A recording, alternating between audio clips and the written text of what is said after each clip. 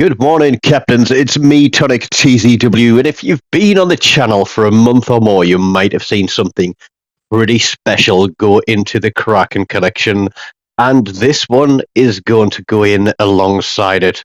It has a deserved top spot in my favourite Krakens of all times as we close in on the magical number of 200.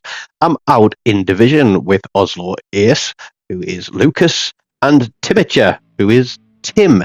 And we were having a few casual fleet members games on, when was this? I think this was on Sunday morning. So bright and early, and we were online and decided to jump in division and have a couple of games. And this one turned into an absolute doozy. Now, the thing is, it's exactly the same map as I did my other magical thing on, and I wasn't expecting the end result of this. We have split the division because Lucas is going to go off to the right and support on the right side of the minimap. We are going to push left. We're going to go for red team's home cap because with it being the weekend, there's a lot of potatoes around, and potatoes all like to jump in a sack together. And most of red team are going to do that. They're going to cluster up and they're going to give our team a pretty hard time, but they're going to leave a couple of their teammates isolated, and we are going to take advantage of that. It's also a carrier match as well, which seems to be pretty much every game these days since they changed the balance, and there are people out there that do know how to play carriers, and there are people out here who are trying to play carriers and not being very successful at it.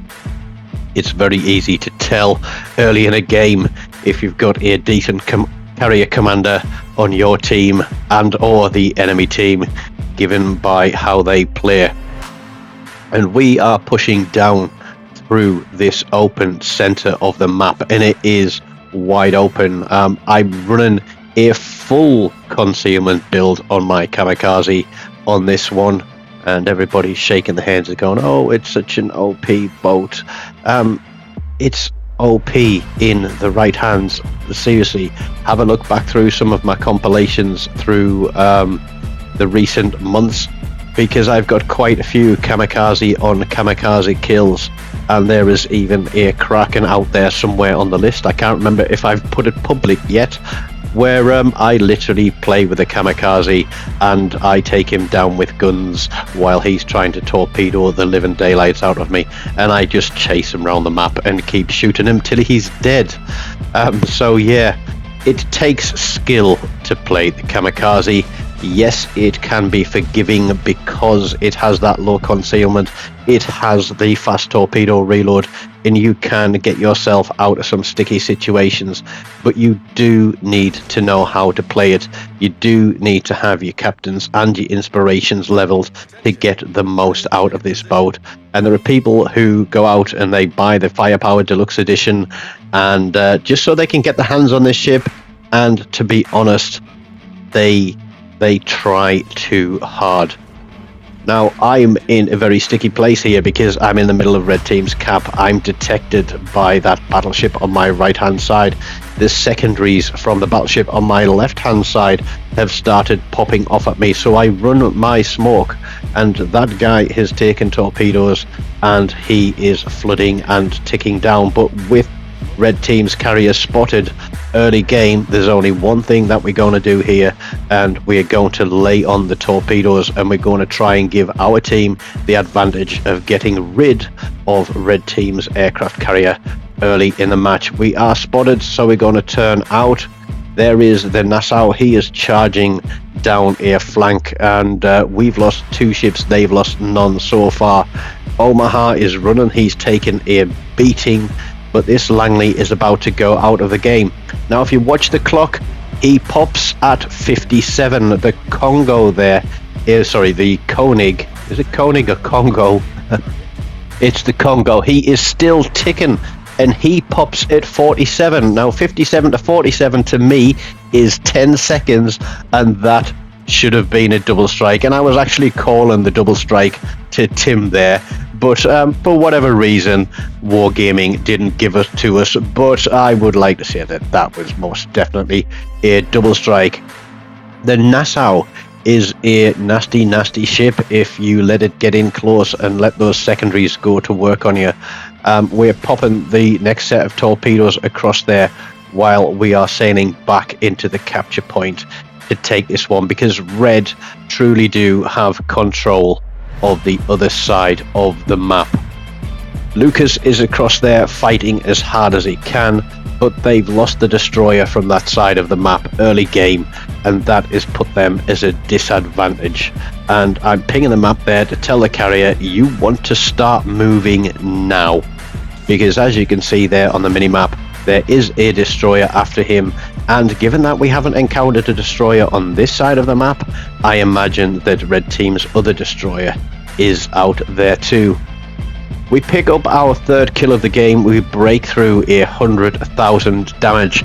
There are 5 ships left in the game, and I'm thinking we are potentially on for a Kraken, because there are still some big slow moving ships out there, and we are going to push across whilst watching what is happening with our carrier, who hasn't decided to move yet, but he is going to do a good job and bomb the living daylights out of that. I think it's a Farragut, and he's going to pick himself up a kill. But had he started moving a little bit earlier in the game, I think that we would have had him in this game for a lot longer had he moved with the team. We can see where Red Team are going. They're all running away from us. They have seen the writing on the wall. They know what is happening behind them across on this side of the map. They know there is a kamikaze coming, and I can see Lucas across there, but he's low health and goes out of the game. So it is, what's that, 5 plays 4. Can't even see the points now. I think, do we have an advantage? No, we don't. We're currently down on points, and then as I come around the corner, I'm slightly too close to this Arkansas for my own comfort. He has those big secondaries, not quite as long range as the Agincourt. If that had been an Agincourt, I think I would have been in a little bit more trouble than I actually am. So we open up the distance. We did put 2 spreader torpedoes out there, which we missed, but we've still got 4 on hold, and those other 2 are going to be reloading quite quickly. We get spotted by Red Team's destroyer. We're not going to fire at him because we know we are on the limit of detectability, and we don't want the secondaries of that Arkansas opening up on us. So we're going to put the shots out there towards the Arkansas. We're looking for what that destroyer is doing. We did take fire from the other side of the map, which means that Red Team are paying attention to what is going on. And I'm going to turn away from this Arkansas, and we're going to wait for that torpedo reload to come back again.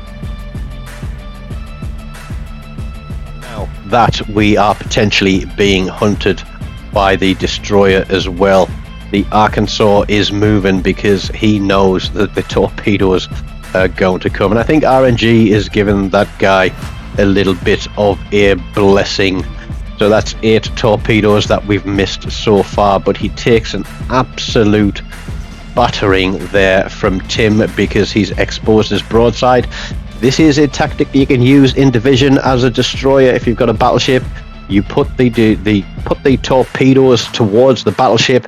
He's either going to have to soak them, or he's going to have to turn out of the way of them and expose his broadside to your team. But he is burning. We pick up a high caliber and kill number 4 with a single torpedo there. Puts it up to just under 117,000 damage. 4 kills, 4 ships remaining. This has got to be a Kraken game, doesn't it? But Krakens aren't just given out. Krakens are played for. And let's just say that we are going to play for this Kraken and then some, because we aren't going to stop until that screen says victory at the end. It is 4 players 3 now, and I didn't see which ship that was that just went out, potentially the Omaha. And so I'm feeling confident that we've got this one in the bag and that I can push a little bit harder, get in amongst red team and start doing what we can to pick up this 5th kill.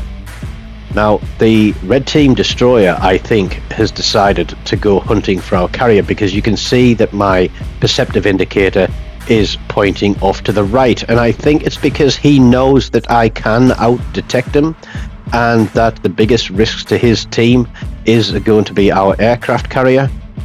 There is the Nevada. It is a hard-hitting, slow-moving ship. If there was ever a ship to pick up a Kraken on, it would be a lovely, big, fat, juicy Nevada like this one. But given that our team are taking some big hits from these guys, we are going to sacrifice a few hit points in a moment to basically give our team the chance. And this is something that we've been doing quite a lot in games when it's been close, because most of these guys, I guarantee, will be running armor piercing, and we are rolling the dice because we push right into this guy. And what I want to do is try and get him to fire a salvo at me, thereby stopping him from doing a whole load of damage to one of our battleships. But this is the one. It is Kraken number 197 with a devastating strike. That is kill number 5, 150,000 damage. We're on the cap. There are 2 ships left to our 3, but red team's destroyer is hunting our carrier. He has started to move, but he is not moving fast enough. Now, I know Tim in his Julio Caesarea, and he is damn good in that ship, but RNG, he's got, some amazing shots on this guy, but RNG is just going to desert him. But what I'm going to do again is try and get this guy's attention, fire my guns, let him know where I am, because if there is ever a ship that you don't want on the map late game as a battleship captain, it's a kamikaze. And also doing this is letting red team's destroyer know where I am and trying to bait him back in. But no, he did indeed go after our aircraft carrier. Now I'm thinking Tim has got this one in the bag and that his next salvo is going to take this guy out. But this Nikolai the First has been having one heck of a game, and he is going to pick up a Kraken Unleashed himself. And unfortunately, Tim is going to be the victim of that one. So he picks up a high caliber with it, and we picked up our high caliber at just on 100,000 damage. So he has been having a pretty solid game of it, but thinking that Tim was going to delete him, I'd fired my guns. And now I was detected, and I've had to go dark. So he knows where I am. Red team's destroyer knows where I am. The points are in our favor, but I heard those fateful words that our team depends upon me. I am not going to let the team down. Now this Nikolai is going to run. I imagine that he has switched to high explosive. I am not going to be able to run the risk of popping my guns at him to let him know where I am. So now we are going to rely on stealth, speed, and the fast reload of these torpedoes. And we are going to risk it for a biscuit. This is where I put myself into a bit of a sticky situation. We get the torpedoes out. We're dropping them 2 on target.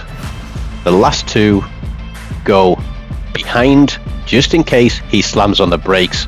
My perceptive indicator switches to my front, which means that the destroyer is closer than the battleship is. But look at that, he had me at 4.7 kilometers, yet my concealment is 4.5. But we pick up a Confederate with a kill on the battleship. That means that his guns aren't behind me to support this guy. And so we are going to go guns a painfully slow reload on the kamikaze. We've got 6, we've got the points, the clock is ticking, and that is number 7. That got very dodgy. Just under 166,000 damage, 7 kills, 2 solo caps, high caliber, 2 dev strikes, Confederate, and the Kraken Unleashed 197. We pick up top of the board with Tim a second place and Lucas down there in 5th, having fought hard on that other flank. Nikolai gets second spot for his team with his own Kraken. Their Farragut took top spot. So that is the same map with the same ship with a 7-kill game twice in the space of a month. I hope you've enjoyed that one. Don't forget, smash the like button, subscribe to the channel if you haven't done so already. You can take up a membership or donate to the channel through the links at the bottom of the video.